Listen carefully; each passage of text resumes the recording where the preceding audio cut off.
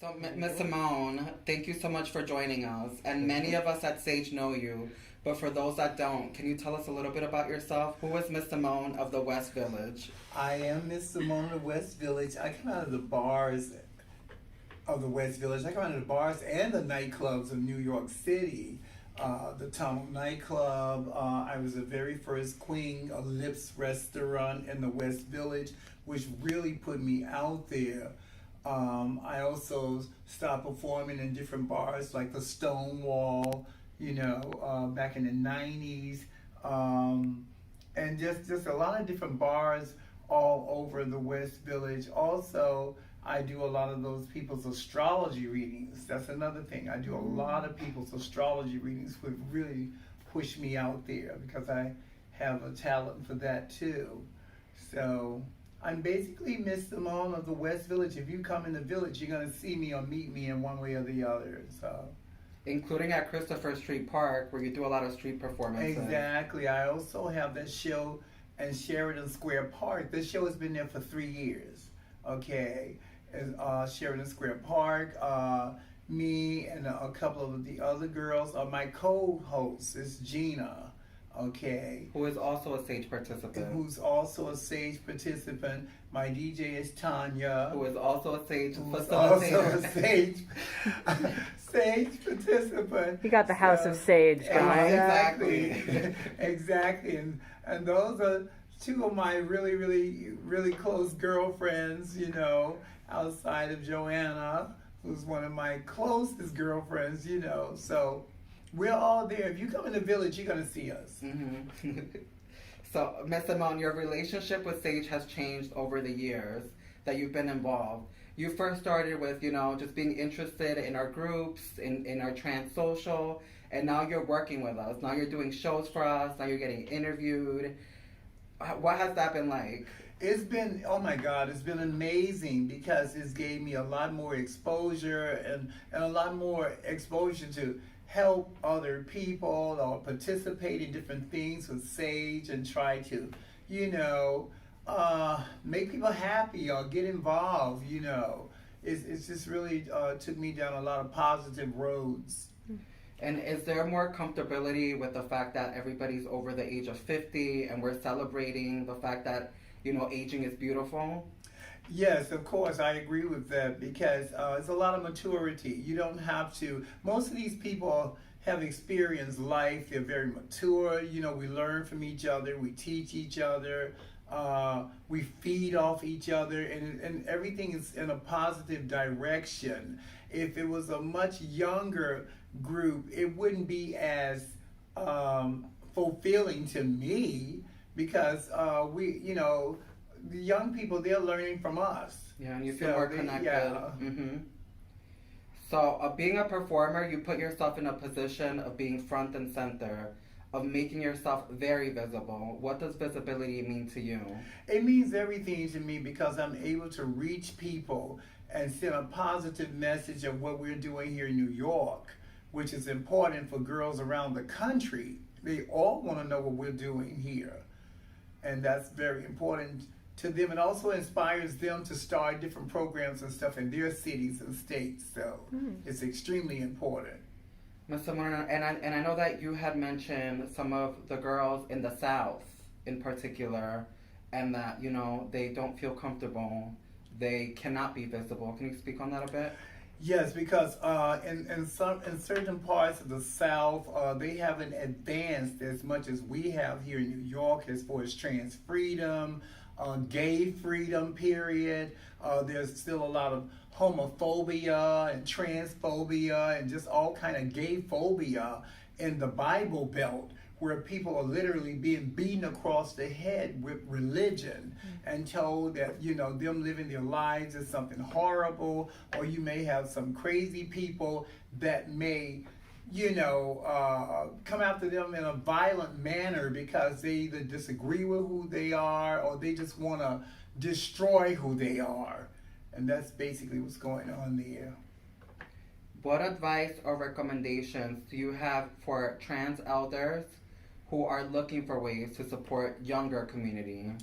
It's important to try to live your own life in a positive way if you want to, inspire younger people, because they're feeding off of you, and if you are a mature adult, they're really looking forward for us to, to teach them the right way to go, send a positive message to them.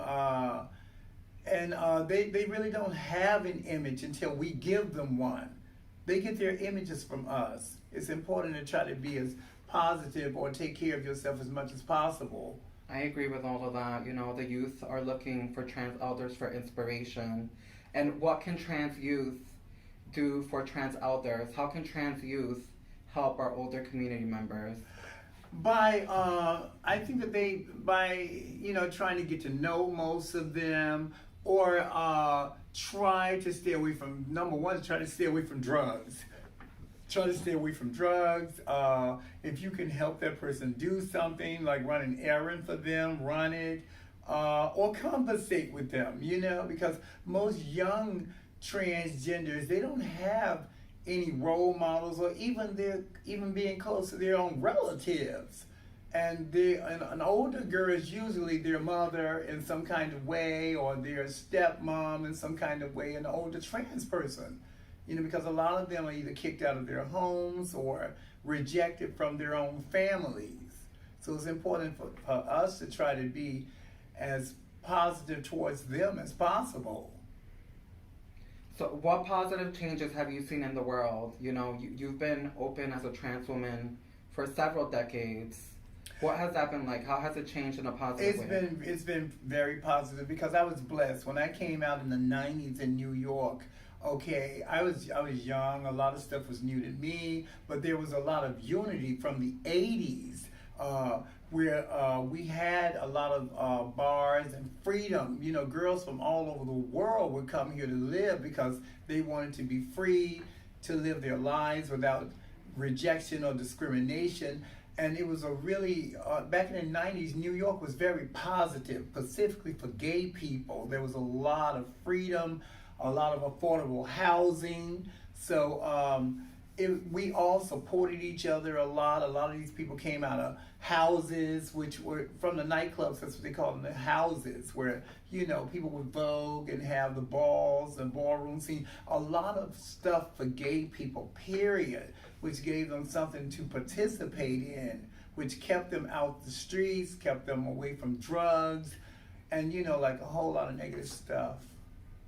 And I'm really glad that you brought up housing, because at Sage, you've been a very huge spokeswoman for housing and the necessity for trans people, in particular trans people over the age of 50. We know way too many of them that are unhoused. What can we do?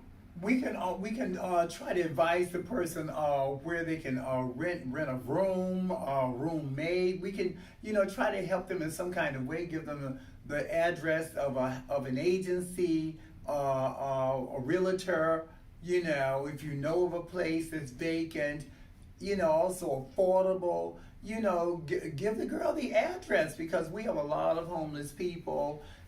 And I don't want to see anyone homeless, whether they're gay, straight, whatever they are. It's not good to be in the streets. Everyone deserves a roof. Everyone deserves a home. You feel better when you have somewhere to lay your head. You feel a lot better. When you're in the streets, you can't focus. You can't think clearly. You feel helpless. And, a lot of these issues have really exasperated since the pandemic. Things have gotten a lot worse for so many community members. I know that, let's talk about performers first. A lot of performers are really struggling right now. They were counting on a certain amount of tips.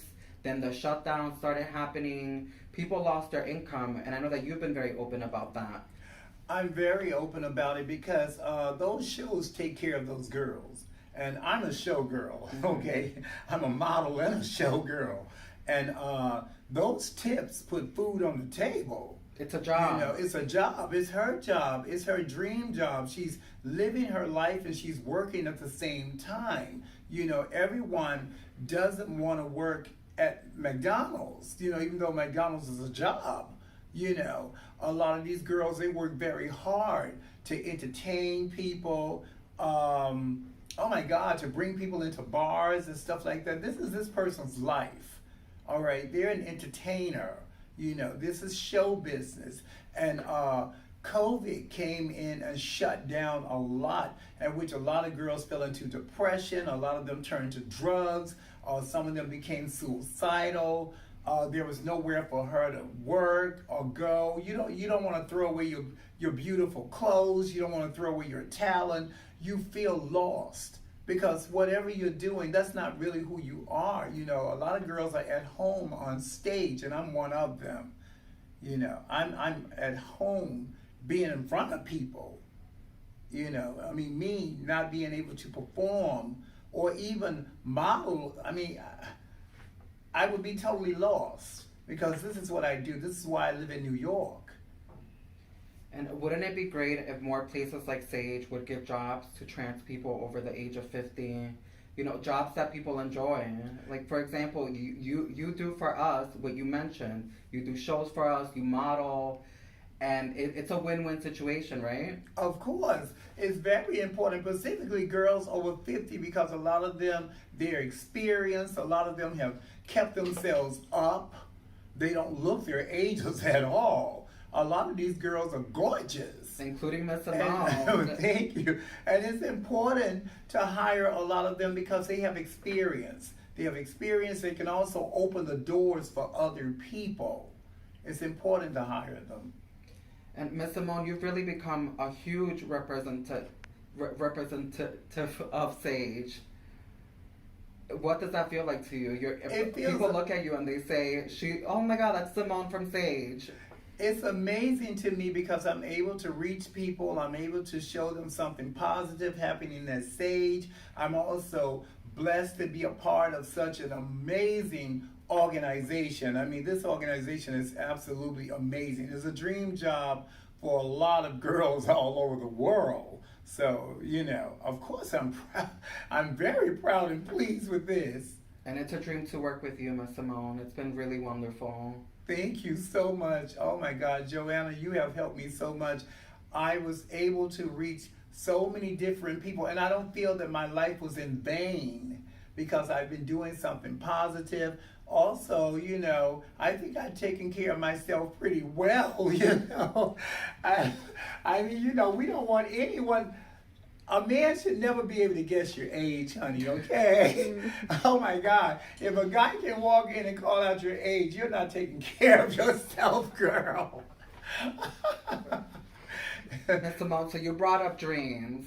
And what are your dreams within Sage? What does the future look like? Because we're just getting started, right? Yes, we are. My dream is to have my name on some type of project here at Sage, some type of creative project that will open the door for other girls in modeling and doing shows that could actually, you know, do things like that, projects for Sage as fundraisers and things like that, and have my name on it, which I think that would be great. I would be leaving something behind, which is a dream come true. And I'm hoping to have a lot of girls from everywhere, from all over the world, that would like to be a part of it, and they can use it as a fundraiser or something for this great organization. And I think that you're the perfect showgirl, Miss Simone. Thank you for everything that you do for Sage. Thank you We so love much. you. Thanks, Sage, so much. Thank you. Thank all of you for supporting me and helping me put something with my name on it that's positive in New York. Thank you, guys. And Miss Simone is just getting started, y'all.